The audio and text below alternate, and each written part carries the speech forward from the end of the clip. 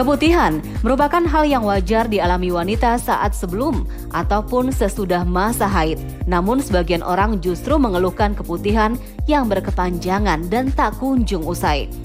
Lantas, benarkah keputihan yang tak kunjung usai tanda dari gangguan kesehatan? Dan bagaimana membedakan keputihan yang normal dan tidak normal? Dr. Ridwan Mahmudi akan memaparkannya untuk Anda pemirsa Hidup Sehat Plus. Dokter, nah kita saat ini membahas mengenai yang namanya keputihan. Ini mungkin menjadi tidak jelas mungkin bagi para ibu-ibu atau bagi para wanita di rumah apakah dikatakan normal atau tidak atau tanda suatu penyakit yang serius. Nah, tapi sebelumnya apa sih keputihan ini, dokter? Ya, jadi memang kalau kita bicara definisi, keputihan itu adalah suatu penyakit sebetulnya.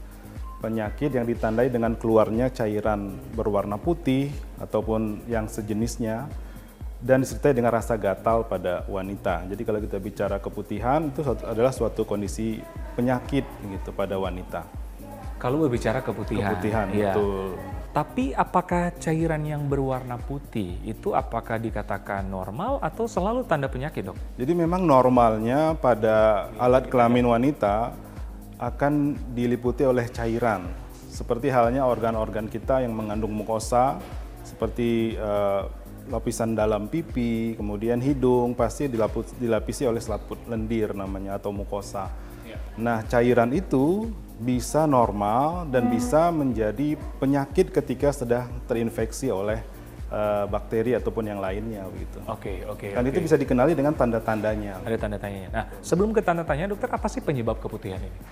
Keputihan banyak sekali penyebabnya. Jadi mulai tadi yang pertama adalah infeksi bisa infeksi bakteri, infeksi jamur, bahkan infeksi parasit. Atau yang kedua adalah penyebabnya gangguan neoplasma atau kanker. Misalnya pada pasien-pasien yang menderita kanker serviks bisa muncul keputihan juga gejala awalnya begitu. Oke.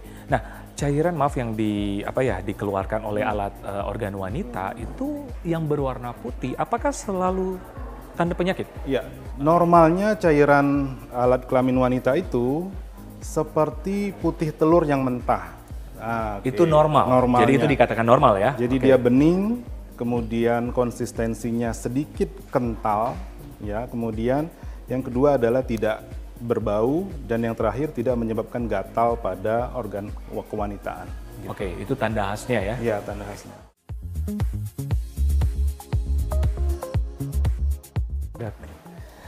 Oke, baik Dokter Ridwan. Apa sih, bagaimana kita membedakan cairan organ kewanitaan yang dikatakan normal dan cairan keputihan, dokter?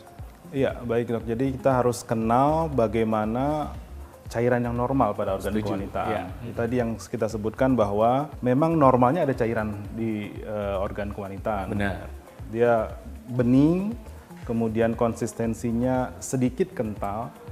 Kalau kita logikakan seperti tadi putih telur yang masih mentah gitu ya. Ya. Okay. Nah, ketika sudah keluar dari pakem itu dari gejala seperti itu, maka kita harus curiga bahwa ini ada suatu penyakit atau ada suatu keputihan yang harus segera butuh pertolongan gitu. Okay. Apalagi kalau saya dengan gejala disertai gejala misalnya gatal.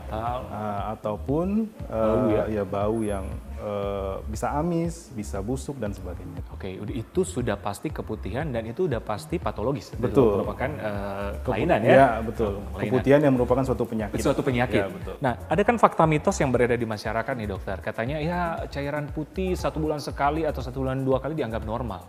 Nah, itu sebenarnya gimana dokter? Iya, memang cairan organ kewanitaan bisa meningkat produksinya secara normal pada dua kondisi. Kondisi pertama adalah kondisi ovulasi.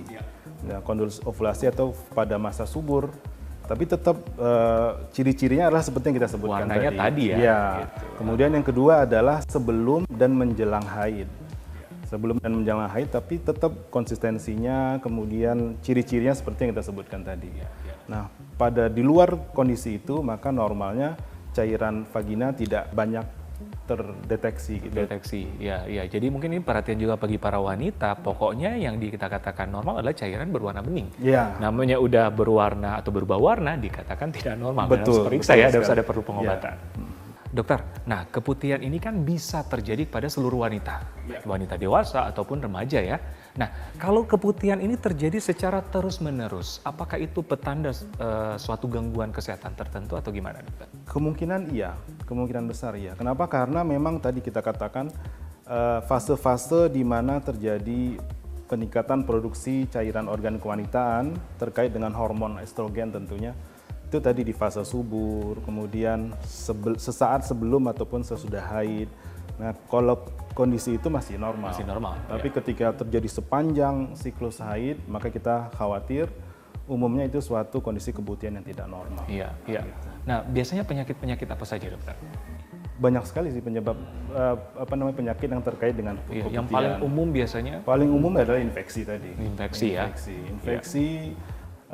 Kalau sudah ada infeksi maka akan terjadi keputihan di sepanjang masa haid. Bahkan saat haid pun bisa terjadi infeksi keputihan ditandai dengan keluhan yang gatal. Gitu. Selain infeksi, apa lagi, dokter? Salah satunya adalah neoplasma atau tumor. Ya, tumor di sekitar vagina atau di serviks bisa memproduksi cairan keputihan juga. Atau sisa-sisa sel mati, karena kan kita tahu bahwa tumor atau sel kanker itu ada yang mati karena dia sangat tumbuh cepat sehingga sebagian mati, sehingga akan menimbulkan baunya menjadi bau jaringan mati atau bau busuk begitu. Kalau ada kecurigaan keputihan dengan berbau busuk, maka itu harus sangat hati-hati bahwa ya. ada kemungkinan gejala kanker serviks begitu.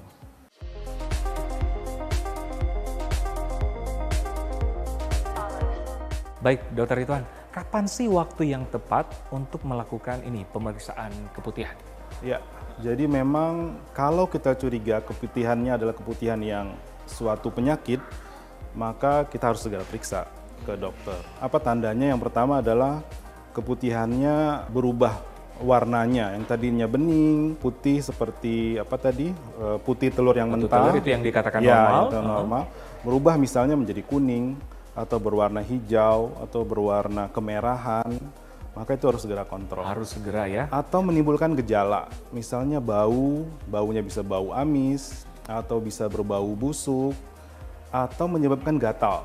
Maka ketika timbul keluhan gejala, itu tandanya keputihan yang harus diperiksa secara medis. Harus segera dilakukan pemeriksaan ke tenaga medis ya. Betul. Oke, nah ini dokter, yang mungkin yang perlu diinfokan kepada mungkin yang mengalami keputihan bagi wanita di rumah, apa sih tips supaya terhindar dari keputihan ini? Iya, jadi memang kita katakan 90% keputihan penyebabnya infeksi.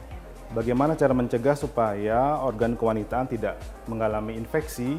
Tentu yang pertama kita harus sadar bahwa di organ kewanitaan itu ada flora normalnya, ya Lactobacillus species dan itu ya. Bagaimana kita menjaga supaya Lactobacillus itu tetap normal? Kita hindari penggunaan dosing vagina dengan antiseptik yang berlebihan, karena akan membunuh kuman normal yang ada di flora normal yang ada di vagina. Gitu. Kemudian berikutnya adalah perilaku seksual yang normal, yang sehat. Kenapa? Karena mayoritas kuman atau penyebab infeksi keputihan itu ditularkan atau masuk melalui hubungan seksual. Itu yang paling penting. Dan yang terakhir adalah kalau ketemu keluhan keputihan dengan berbau busuk, maka kita harus hati-hati bahwa ini ada jaringan yang mati di dalam yang bisa berasal dari suatu gejala kanker serviks begitu. Nah, itu harus kita waspadai. Nah, ini dokter, mungkin kan sebelum kita ke tenaga medis atau ke rumah sakit atau ke dokter terdekat, apa sih yang perlu kita lakukan? Pengobatan di rumah, mungkin ada dokter? Bahan-bahan yang di rumah atau gimana dokter? Ya, memang yang khas dari organ kewanitaan itu adalah pH-nya ya. Jadi salah satu bagaimana tadi pencegahan kita terhadap biar tidak mudah terinfeksi keputihan adalah menjaga pH supaya pH organ wanita itu tetap asam. Salah satunya adalah menggunakan sabun-sabun kewanitaan yang pH-nya berkisar antara 3 sampai 5. Nah, kalau menggunakan sabun mandi biasa, maka akan mudah untuk terjadi keputihan. Nah, kalau sudah terjadi keputihan, maksudnya pencegahan pertama bisa dilakukan juga dengan salah satunya dengan penggunaan sabun kewanitaan. Atau ada mungkin tanaman herbal atau mungkin yang di rumah yang memang ada beberapa penelitian menggunakan sirih misalnya ya. Itu memang terbukti untuk awal-awal bisa membunuh kuman-kuman yang patologis, tapi penggunaan yang berlebihan pada preparat sirih juga bisa membunuh flora normal yang ada di vagina. Jadi memang harus sangat selektif untuk pemakaian. Untuk awal-awal mungkin oke, tapi kalau untuk terus-menerus ya kita harus hati-hati. Tidak dianjurkan ya. Mungkin pencegahan awal bisa saja menggunakan tanaman herbal seperti sirih. Ya, gitu. Tapi untuk selanjutnya memang harus konsultasi. Ya, ke dokter. betul. Oke dokter, terima kasih informasinya Sama-sama. sangat menarik. Mudah-mudahan bisa bermanfaat apalagi para wanita di rumah dalam menjaga kesehatan organ wanita.